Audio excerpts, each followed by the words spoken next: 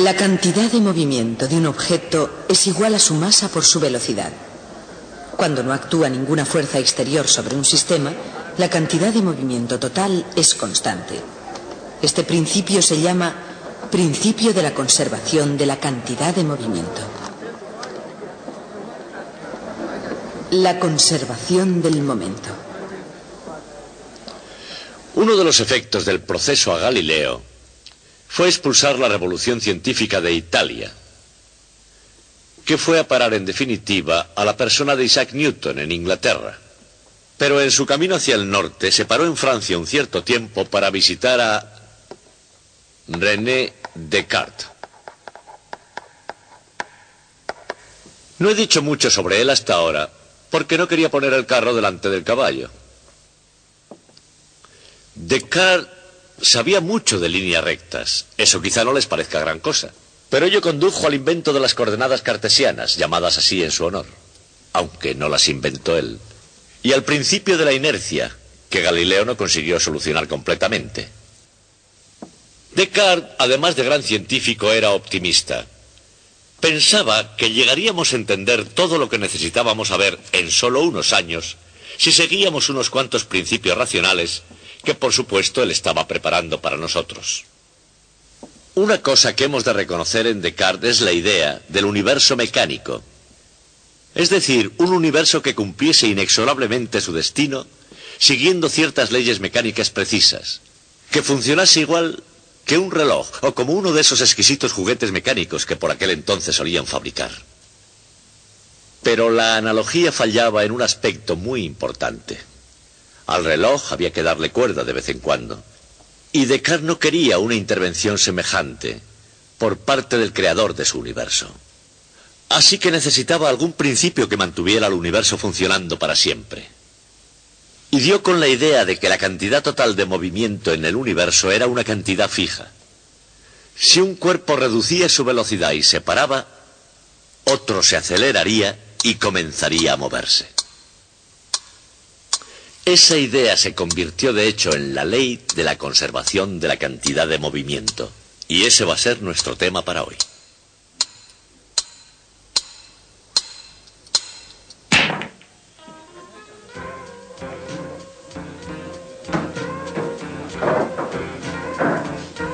Estos hombres viven según ciertas leyes, algunas veces al margen de los estatutos de la ciudad y condado de Los Ángeles con respecto al juego, pero siguiendo siempre cierta ley de la mecánica clásica. Se ganan la vida con el arte y la ciencia del billar americano. Pero ni todos ingresan en la Academia de Billar La Tiza para ilustrar las leyes de la conservación del movimiento. Ni tampoco todos aprecian aquí el hecho de que tanto si pierden como si ganan, la mecánica clásica es la que gobierna el juego del billar. La mayoría de ellos bajan las estrechas escaleras de la tiza para dar unas tacadas o para beneficiarse de la experiencia de otra manera. Pero lo más probable es que, cuando se aplican correctamente ciertas leyes de la física, todos aprecian aquí completamente los efectos. Por supuesto, así como la bola de billar puede obedecer perfectamente esas leyes, los principios que la sustentan no se originaron en la Academia de Billar La Tiza. Algunos de esos principios, como el propio juego de billar, tuvieron su origen en Francia. Como cualquier joven de la católica Francia de principios del siglo XVII, René Descartes llegó a amar la ornamentación de las matemáticas como una obra de Dios. Amaba el poder de una discusión cuidadosamente razonada y el sentimiento glorioso cuando se podía entender un concepto en su totalidad. Pero Descartes vivió en un tiempo en el que, al igual que ahora, las glorias de Dios y el poder de la razón no iban siempre en perfecta armonía.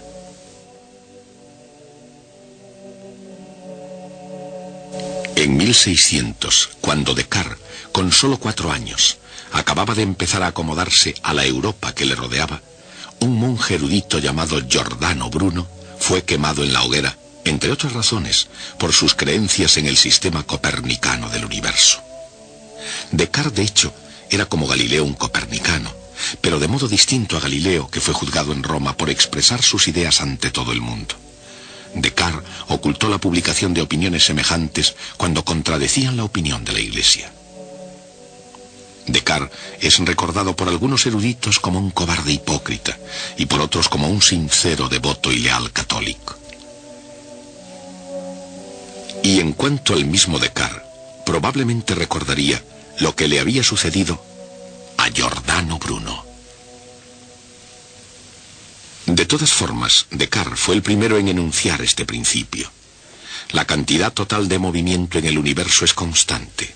Si un cuerpo no es interferido, se moverá a velocidad constante en línea recta. Esa es la ley de la inercia. Era una idea de Galileo perfeccionada por Descartes. Pero cuando un cuerpo choca con otro, no solo separa, transmite su movimiento a los cuatro cuerpos. La cantidad total de movimiento se conserva.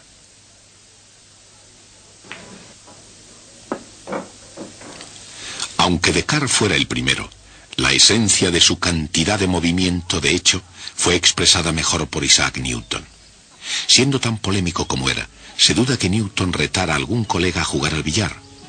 Sus retos eran solo al intelecto. Ninguna de sus expresiones fue más poderosa y emocionante que la de su idea de la cantidad de movimiento.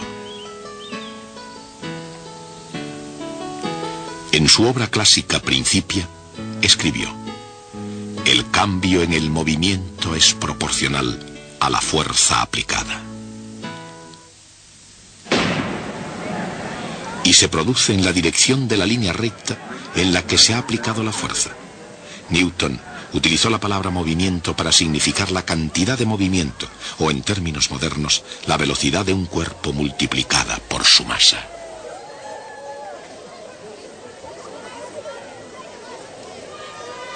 Newton, en su propio campo, prefirió expresar la mayor parte de sus convincentes ideas con ayuda de la geometría clásica, utilizando figuras geométricas y cocientes entre cantidades. Pero era lo suficientemente experto como para saber que sus leyes se podían expresar mediante ecuaciones diferenciales. Conforme a la segunda ley de Newton, la fuerza aplicada es igual al ritmo de cambio de la cantidad de movimiento. La segunda ley de Newton, emocionante, convincente, una idea con enorme impacto en todo el universo.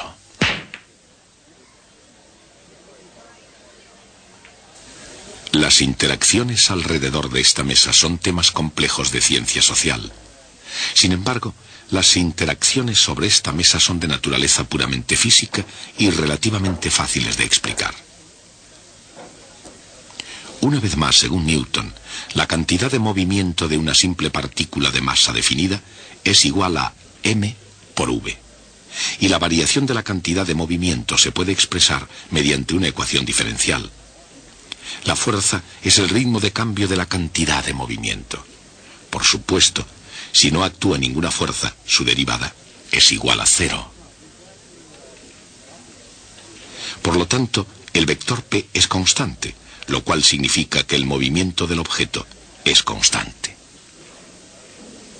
Un cuerpo sobre el que no actúa ninguna fuerza continuaría moviéndose a la misma velocidad en línea recta. Es la primera ley de Newton, la ley de inercia. Pero cuando las bolas de billar chocan, cada bola aplica una fuerza instantánea a la otra bola, causando un cambio en su cantidad de movimiento.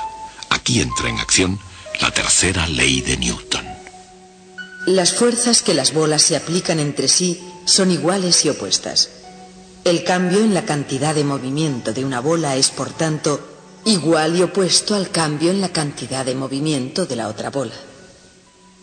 La cantidad de movimiento total del conjunto de las dos bolas no cambia en absoluto. Es constante.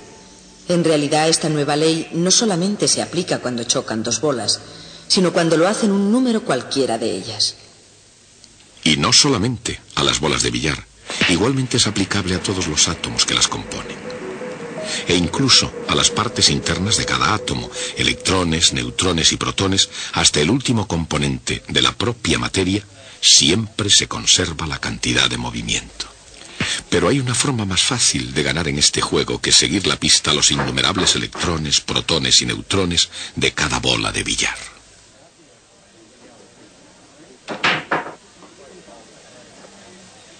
Aunque cada una de ellas esté compuesta por átomos y partes más pequeñas del átomo, aplicándose fuerzas iguales y opuestas entre sí, cada bola se comporta como si fuera un único cuerpo con toda su masa concentrada en un único punto.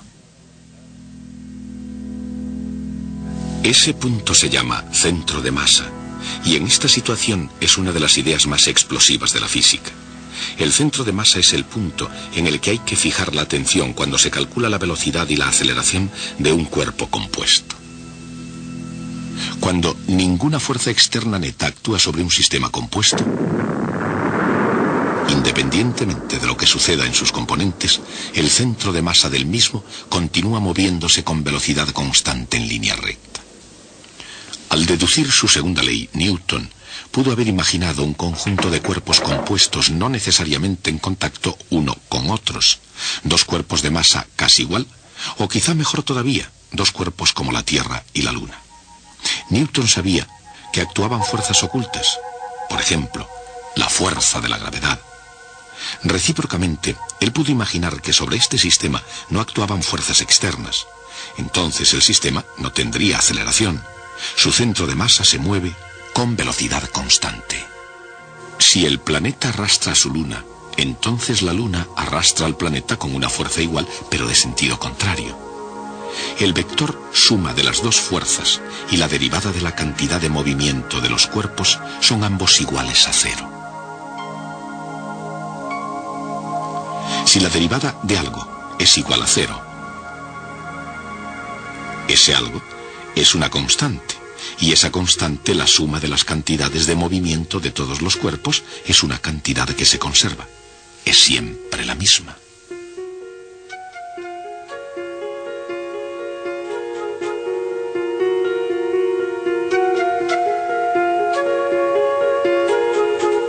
Esta ley se aplica a 2, a 3 o a más cuerpos en todo el universo, pasado, presente y futuro.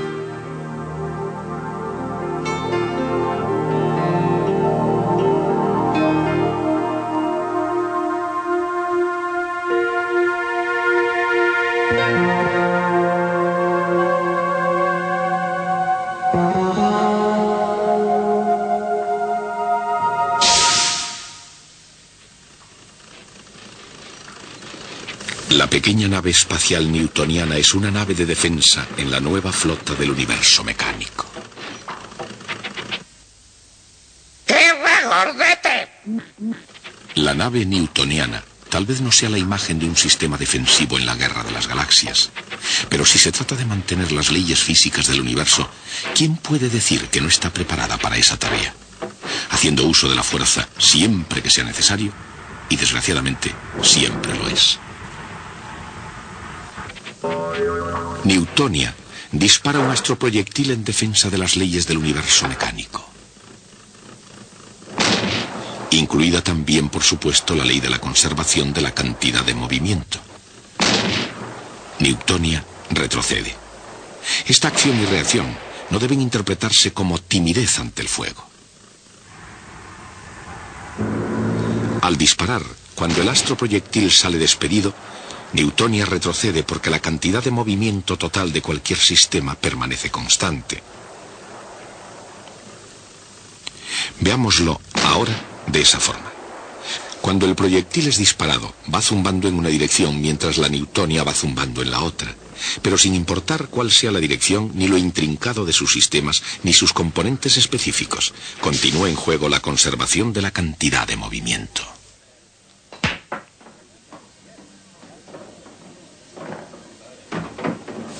Y el caso es que lo mismo sucede con la conservación de la energía. Y es así porque, aunque tome muchas formas, la energía, al igual que la cantidad de movimiento, se conserva siempre. Tanto si es en forma de energía potencial, U, como resultado de realizar un trabajo, W, de cambiar a energía cinética, K,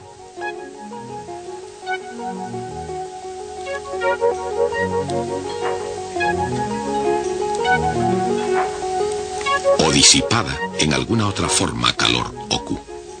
Toda energía se conserva estricta y absolutamente. Una vez más, sea cualquiera la forma que tome, la energía, como la cantidad de movimiento, se conserva siempre. La conservación de la energía regula, por supuesto, todo juego, sin distinción de la forma que adopte la energía y sin importar cuáles sean las masas de los cuerpos. Pero en este juego solamente hay energía cinética y todos los cuerpos tienen la misma masa. ¿Qué pasa cuando chocan? La cantidad de movimiento P es una cantidad vectorial. Es el producto de la masa de un objeto por su velocidad. En otras palabras, la velocidad es igual a la cantidad de movimiento dividida por la masa. La energía cinética K es la mitad de la masa por la velocidad al cuadrado.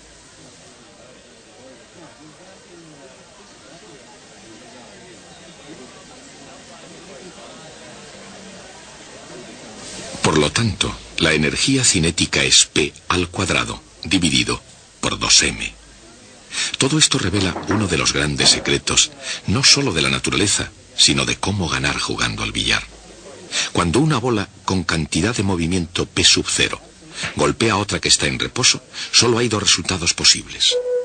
Después de la interacción, cada bola tiene una cantidad de movimiento P sub 1 y P sub 2. De acuerdo con la ley de la conservación de la cantidad de movimiento, la cantidad de movimiento inicial, P sub 0, es igual a la cantidad de movimiento final, P sub 1, más P sub 2. Esto es una cantidad vectorial. Los tres vectores forman un triángulo y en este caso un triángulo muy especial. Recuerden, en el choque entre bolas de billar la única forma de energía implicada es la energía cinética, prescindiendo de esa minúscula cantidad de calor que se genera en el choque. No solo se conserva la cantidad de movimiento, también se conserva la energía cinética. Dado que las masas son iguales, se verifica P sub 0 al cuadrado igual a P sub 1 al cuadrado más P sub 2 al cuadrado. Pero ese es el teorema de Pitágoras para los triángulos rectángulos, y como resultado P sub 1 es perpendicular a P sub 2. Dicho de otra forma, cuando una bola de billar golpea a otra que está en reposo, se separan en ángulo recto, y este es un resultado posible.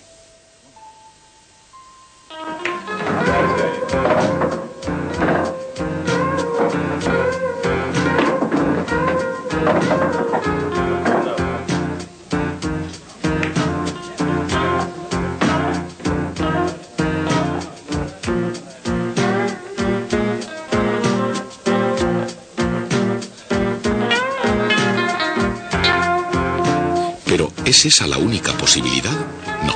Un buen jugador hace que sucedan otras cosas, aplicando el efecto, es decir, haciendo girar la bola, además de rodar.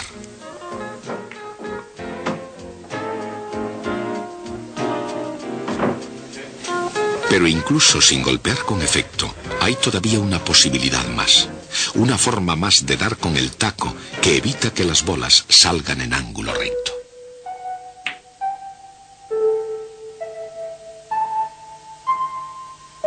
Si las bolas chocan correctamente, o sea exactamente de frente, ambas leyes, la de la conservación de la cantidad de movimiento y la de la energía, pueden satisfacerse aún de otra manera. Una bola puede pararse completamente y dar todo su movimiento a la otra. Esa es la segunda posibilidad.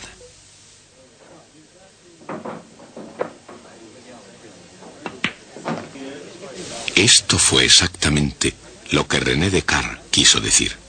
Una bola da su movimiento a la otra. Se ha conservado la cantidad total de movimiento en el universo. Como teórico y como práctico, como filósofo y como matemático, René Descartes ayudó a poner los fundamentos de la ciencia. Tal como cualquier otro, al mismo tiempo que muchas de sus ideas fueron criticadas entonces y desechadas actualmente, su gran visión contribuyó a que el mundo viese la naturaleza en términos matemáticos. Más aún que Galileo, a decir verdad, Descartes vio la naturaleza y las matemáticas como algo inseparable. La ciencia natural debería deducirse de axiomas y ser completada manejando el álgebra. Esto empieza a ilustrar su esencial visión teórica.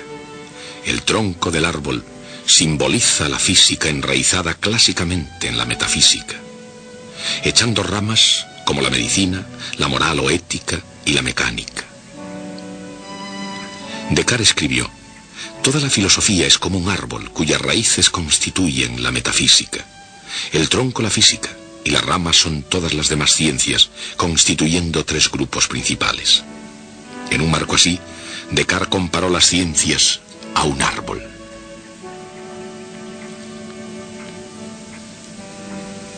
Y la matemática, significando aquí a Dios, claramente da un soplo de vida a toda la estructura. Desde Aristóteles, Descartes buscó más que nadie una explicación para todos los fenómenos del mundo. Trató de hallar una matemática universal.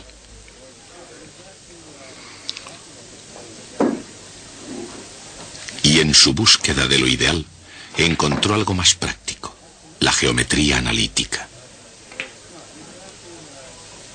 Descartes introdujo el álgebra de símbolos a las manipulaciones geométricas de la antigüedad y cambió el curso de las matemáticas para siempre.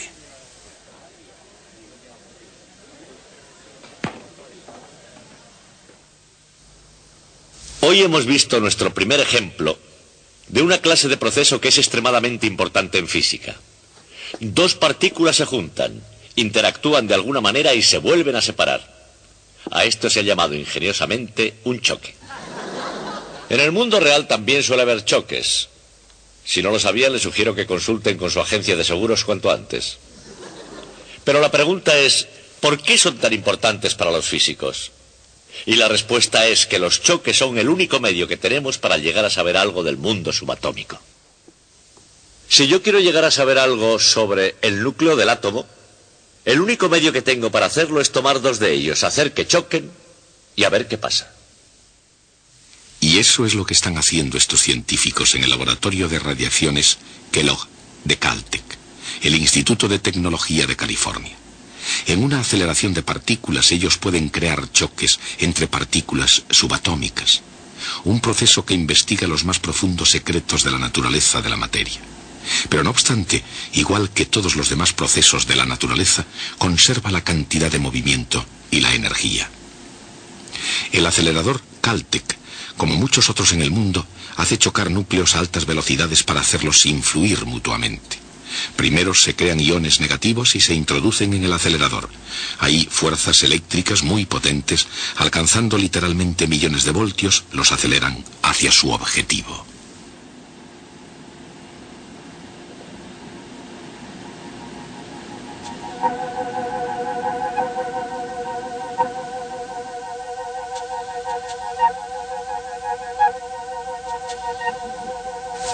Dentro de la cámara hay un tubo a través del cual pasará el ion, desde el punto de entrada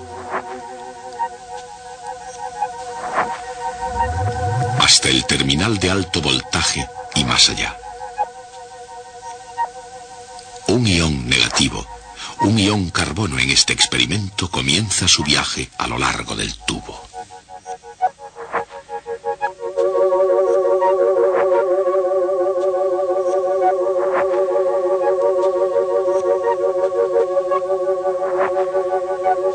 Un campo magnético dirige al ion para que cambie su movimiento.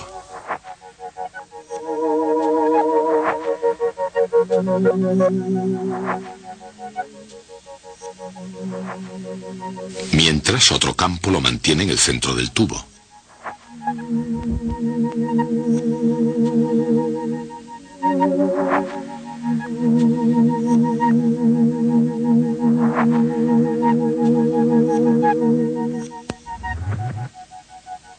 Al aproximarse al terminal de alto voltaje, el ion gana velocidad. En la región del terminal de alto voltaje hay moléculas de gas a la espera. Inevitablemente el ion golpea su molécula y la colisión desprende alguno de sus electrones, lo que le confiere una carga positiva. Y ahora que el ion tiene la carga opuesta, el mismo terminal positivo le hace acelerar incluso más rápidamente hacia su objetivo. Los iones carbono son dirigidos a través del tubo de vacío hacia su objetivo, el helio. Esta reacción nuclear determina las cantidades relativas de carbono y de oxígeno, un paso crítico en la evolución de las estrellas. Las leyes que hemos utilizado hoy, conservación de la energía y de la cantidad de movimiento, no predicen todo lo que ocurre en experimentos de esta índole. Si lo hicieran, no valdría la pena realizar dichos experimentos, pero son absolutamente indispensables para conocer las complicadas cosas que suceden. Así podemos conocer todo lo que queremos saber. Este procedimiento para el estudio del mundo microscópico por medio de choques entre partículas carece al parecer de cierta delicadeza. Alguien lo ha descrito diciendo que es como si quisiéramos aprender música oyendo cómo cae un piano por las escaleras. Pero es el único modo que de momento tenemos para conocer qué sucede a los átomos y núcleos. Y por eso los choques son tan importantes para los físicos. Pero ustedes procuren no tener ninguno. La cantidad de movimiento de un objeto es igual a su masa por su velocidad. Cuando los cuerpos chocan, la cantidad de movimiento total permanece constante. La cantidad de movimiento de cualquier sistema en el que no actúen fuerzas exteriores se conserva siempre.